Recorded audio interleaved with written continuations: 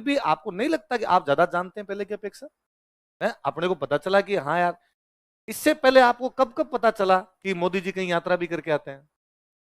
इस बार अपने को पता है, इस बार अपने से कोई पूछे कि यार मोदी जी कहाँ कहाँ जाके, तो अपने को ये तो पता है यार अमेरिका जाके आए थे और इजिप्ट जाकर आए थे। इजिप्ट अपने को पता चला कि मिस्र को इजिप्ट कहते हैं, तो ये भी तो नहीं पता था पहले अपने को कि मिस्र को इजिप्ट कह रहे हैं, कि इजिप्ट की यात्रा करके अपने को पता चला कि मिस्र ने उन्हें अपना ऑनर दिया है, सबसे बड़ा ऑर्डर ऑफ द नाइल। कौन सा दिया है? पता चलता है कि यार जिसको अपने नील बोलते हैं उसको नाइल कह रहे हैं।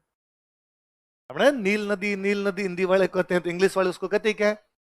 Nile, order of the Nile दिया है। कौन है मिस्र का राष्ट्रपति, कौन है? सीसी। नासिर फतेह अल सीसी। क्या नाम है? पूरा बोलो, नासिर फतेह अल सीसी। क्या क्या नाम है? नासिर फतेह अल सीसी। वो अपने 2023 में जब अपने 26 जनवरी थी, तब अपने राज के अतिथि थे। 26 जनवरी का जो कार्यक्रम होता है ना, उसमें किसी ना किसी दूसरे देश के राष्ट्रपति या प्रधानमंत्री को बुलाया जाता है। इस बार अपने कौन आए हुए थे? नासिर फतेह अल सीसी। तो सीसी, मोदी जी कह गए कि मैं आ गया, अगली बार आप मिस्र आ जाओ, दोनों मिलके सीसी खोलेंगे उधर अपने। तो अब मोदी जी चले गए अपने सीसी की बात मान के इजिप्ट में। इजिप्ट की राजधानी कौन सी है?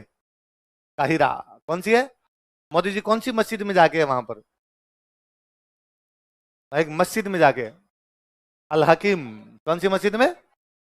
अल हकीम मस्जिद। Cairo, Cairo.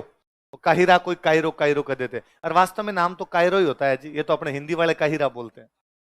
हाँ हाँ, है तो फारसी का, पर इंग्लिश वाले भी उसको कायरो ही कहते हैं। हिंदी वालों ने, अपने वालों ने उसको काहिरो बना लिया। कौन सी मस्जिद गए? अल, अब मैं बताऊं, देखो अपने गुजरात, राजस्थान, मध्य प्रदेश, अपने यहाँ मुस्लिम समुदाय रहता है, उस समुदाय का नाम है दाऊदी बोहरा। क्या नाम है? दाऊदी बोहरा। बेसिकली इन 3 राज्यों में, बाकी सब जगह रहते होंगे थोड़े थोड़े। तो गुजरात में रहते हैं, राजस्थान में रहते हैं, और कहां पर रहते हैं? अपने एमपी के अंदर रहते हैं। बोहरा किसी टाइम में हिंदू ही थे, बणिए थे, व्यापारी थे। वैसे भी भाई ज्यादातर जो मुस्लिम या कोई भी भारत में दूसरे धर्म के लोग रहते हैं, पहले हिंदू थे, बाद में कन्वर्ट हो गए, दूसरे धर्मों में चले गए। पर दूसरे धर्मों में गए तो भी जातियां तो वो की वही बनी रही। तो बोहरा व्यापारी होते हैं। अभी भी बोहरा नाम की जाति हिंदुओं में मिल जाएगी, और व्यापार का काम करते हुए मिलेंगे सारे बोहरे।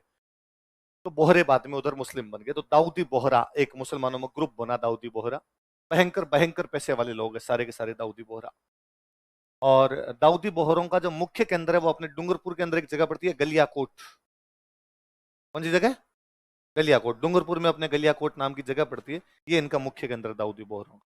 दाऊदी बोहरे इतने पैसे वाले थे, देख लो आप, कि अकबर कभी इनसे उधार लिया करता था। बादशाह अकबर के पास जब रुपए कम पड़ जाते तो वो किसे उधार लेता था? बोहरा। गुजरात में बोहरे रहते थे, वीर जी बोहरा, गफूर बोहरा, अब्दुल बोहरा। अकबर इधर मैसेज करता है कि भाई एक ट्रांसफर कर यार, फोन पे कर दे यार फटाफट, दुकान पे खड़ा था, कम पड़ रहे रुपए मेरे पास। तो वीर जी बोहरा, गफूर बोहरा, अब्दुल बोहरा रुपए भेजते। तो बोहरा मुस्लिम बहुत पैसे वाले थे। बोहरा इन इन क्षेत्रों में अपने रहते हैं। मोदी जी 2019 के आसपास भी अपने मध्य प्रदेश में एक जगह पड़ती है इंदौर। कौन सी जगह? इंदौर की एक मस्जिद के अंदर गए थे। तो इंदौर की मस्जिद में गए, तब भी बड़ी चीज हुई थी, अरे मोदी जी मस्जिद गए, मोदी जी मस्जिद गए। वो मस्जिद भी दाऊदी बोहरों की। तो भी किसकी है? मोदी जी का दाऊदी बोहरों से थोड़ा यूं ठीक लेना देना है। मिस्र में ये मस्जिद है अल हकीम। कौन सी मस्जिद है? इस्लाम धर्म की शुरुआत जो करने वाले थे उनका नाम था पैगंबर मोहम्मद साहब। क्या नाम था? पैगंबर का मतलब होता है मैसेंजर, दूत। पैगंबर का मतलब क्या होता है? दूत। है ना? मैसेंजर, जो भी मैसेंजर होते हैं उनको क्या बोलते हैं? पैगंबर। किसके मैसेंजर? भगवान। है ना? तो इस्लाम, ईसाई, यहूदी, ये जो धर्म है, जूज, क्रिश्चियन, इस्लाम, ये सारे धर्म ये मानते हैं कि भगवान टाइम टू टाइम अपना दूत भेजता रहता है। 3 धर्म। कौन सा धर्म?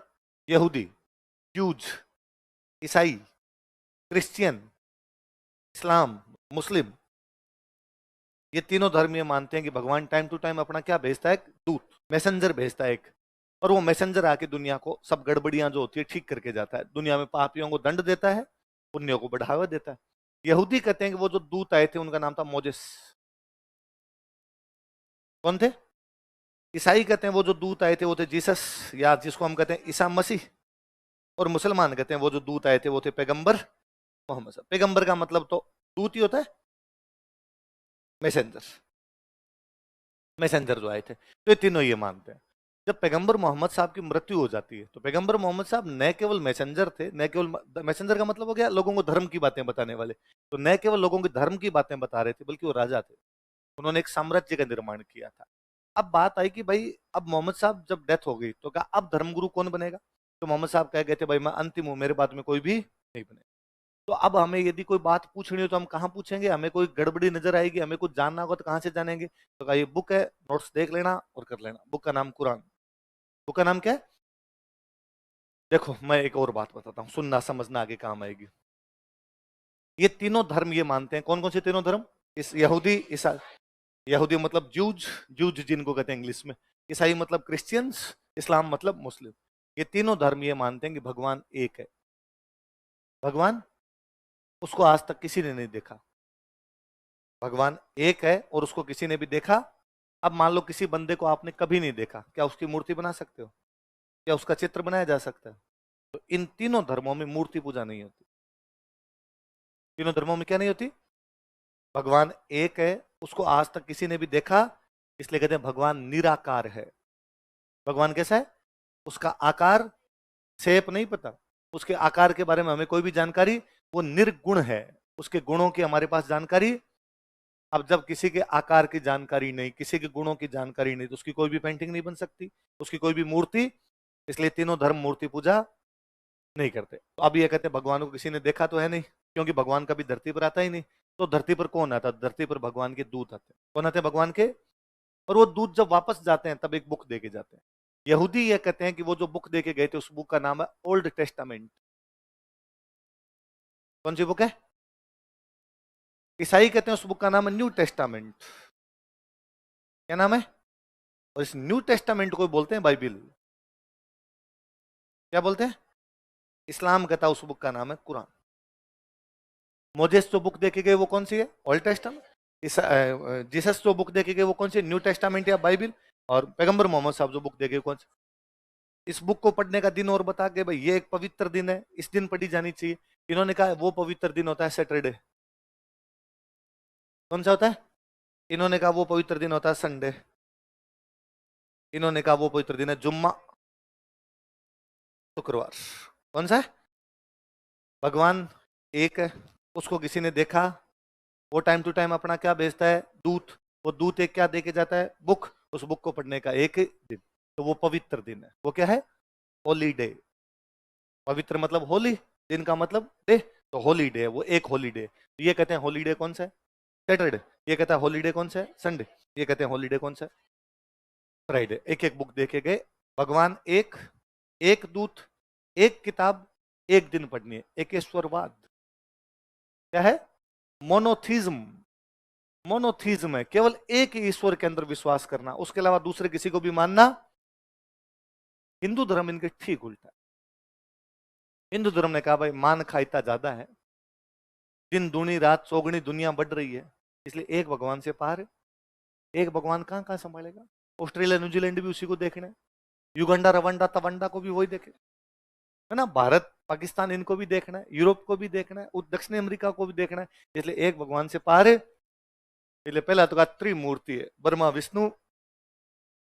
फिर कहा ना इनसे भी पार नहीं पड़ रही। फिर और खूब सारे बनाए हमने, इंद्र अलग है, वरुण अलग है, अग्नि अलग है ना, हनुमान जी अलग है, इस प्रकार के खूब सारे देवता बना दिए। अब जब एक से अधिक होंगे, मैं आपको कहूं मेरा एक दोस्त है, मैंने उसको आज तक देखा, ठीक सर। मैं कहूं मेरे दो दोस्त है पर मैंने उनको देखा नहीं, तो आपका एक सवाल होगा सर दोनों में अंतर क्या है?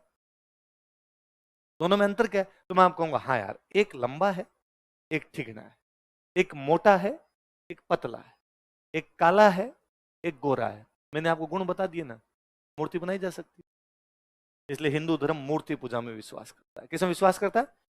बहुदेववाद में विश्वास करता है। बहु मतलब ज्यादा, देव मतलब देवता, पॉलीथिज्म। हिंदू धर्म पॉलीथिज्म में विश्वास करता है। ये तीनों किसमें करते हैं? मोनिथिज्म। एकेश्वरवाद के अंदर करते हैं। हिंदू धर्म किसमें करता है? बहुदेववाद। और देवता जब एक से ज्यादा होंगे, एक से ज्यादा होंगे तो हमेशा आपको मूर्तियां बनानी पड़ेगी, इसलिए हिंदू धर्म में मूर्ति पूजा होती है। हिंदू धर्म में क्या है? फिर सब भगवान के अलग अलग शेप है।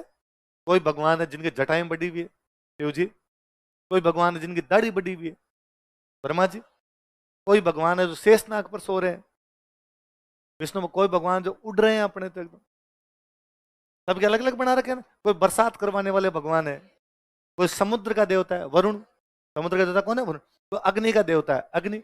सब अलग अलग प्रकार के ऐसे देवता बना रखे हैं हमने। तो अब जब एक से अधिक भगवान है तो फिर एक किताब से पार नहीं पड़ेगी, फिर का सिलेबस लंबा है। 4 तो वेद है, 4 क्या है? 18 पुराण, 18 क्या है? 108 उपनिषद। वेद कितने? 4। पुराण कितने? उपनिषद कितने? फिर कहा भाई साहब रामायण महाभारत गीता, ये पता नहीं कितनी राजा वन वीक सीरीज पढ़नी पड़ेगी, संजीव पासबुक लानी पड़ेगी आपको, तब जाके सिलेबस कंप्लीट होगा, वरना सिलेबस कंप्लीट ही। अब जब भगवान खूब सारे हैं तो एक दिन से पार कैसे पड़ेगी? है ना। फिर कहा सोमवार को शिव जी है, मंगलवार को बालाजी है, बुधवार को, गुरुवार को बृहस्पति भगवान है, शुक्रवार को संतोषी माता है, शनिवार को शनि जी है, रविवार को सूर्य। फिर भी पार नहीं पड़ी। फिर हमने कहा पूर्णिमा को फलान जी है, अष्टमी को फलान जी है ना। कई तो एक एक साथ दो दो तीन तीन आ गए, इसलिए एक दिन से अपनी पार नहीं पड़ रही है। तो इन तीनों धर्मों की थ्योरी एक जैसी, हिंदू धर्म की थ्योरी पूरी अलग। फिर ये कहते हैं भगवान को किसी ने देखा ही नहीं। अपने कहते हैं कि देखा छोड़ो, भगवान को बार बार धरती पे आना पड़ता है। हम दूध से मानने वाले खुद आओ भगवान, हमें क्या पता भगवान कैसा है, आगे खुद आएगा तो हमें पता चलेगा। इसलिए भगवान 9 बार आगे चले गए। कितनी बार आगे चले गए? एक बार अभी आना बाकी है, कल की अवतार। कौन सा बाकी है? जिस दिन कलयुग का गढ़ा भर जाएगा, दुनिया में पापी अधिक हो जाएंगे, सज्जन कम हो जाएंगे, उस दिन कल की अवतार जन्म लेगा। कौन सा अवतार आएगा? सभी पापियों को मार देंगे, दुनिया में केवल सज्जन सज्जन सज्जन बचेंगे। वो होगा सतयुग। क्या होगा? जो सज्जनों का युग होगा उसको क्या कह दो?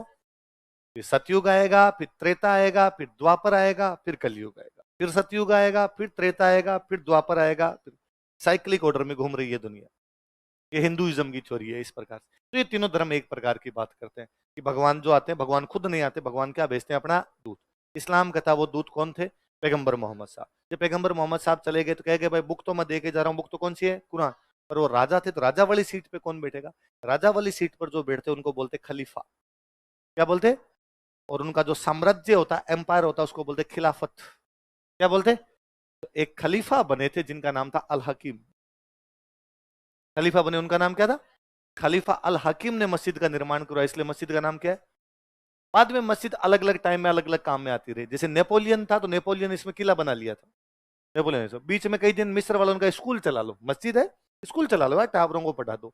1970 के आसपास में दाऊदी बोहरे रहते हैं, वहां पर भी मिस्र में दाऊदी बोहरा रहते हैं। उन दाऊदी बोहरों ने मस्जिद दोबारा बनवाई। रिकंस्ट्रक्शन करवाने वाले कौन थे? दाऊदी बोहरों का संबंध भारत से है। इसलिए मोदी जी जब मिस्र गए हैं तो उन दाऊदी बोहरों ने कहा होगा कि सर आओ कभी मस्जिद पे। तो कौन सी मस्जिद जाके है? अल हकीम। कौन सी मस्जिद? अल हकीम मस्जिद। वो किससे संबंधित है? दाऊदी बोहर। किससे संबंधित है? मस्जिद का नाम अल हकीम क्यों है? क्योंकि अल हकीम खलीफा थे। अल हकीम कौन थे? खलीफा किसको बोलते हैं? राजा। मोहम्मद साहब के बाद में जो उस राजा वाली सीट पर बैठते उनको क्या बोलते थे? खलीफा। क्या कहते? याद रह जाएगा। आगे मिडिवल पढ़ोगे तब आप पढ़ोगे कि पहले सीरिया के राजा खलीफा बने थे, फिर मिस्र के राजा खलीफा बने थे, बगदाद के राजा खलीफा बने थे, फिर तुर्की के राजा खलीफा बने थे। बीच में मिस्र के राजा जब खलीफा बन रहे थे तो वहां मिस्र के अंदर कौन बैठे? अल हकीम। इन्होंने बना दी मस्जिद, तो मस्जिद का नाम भी क्या हो गया? अल हकीम। 1970 के आसपास दाऊदी बोहरों ने रिकंस्ट्रक्शन करवाया। दाऊदी बोहरों का संबंध भारत से है, इसलिए मोदी जी कौन सी मस्जिद गए?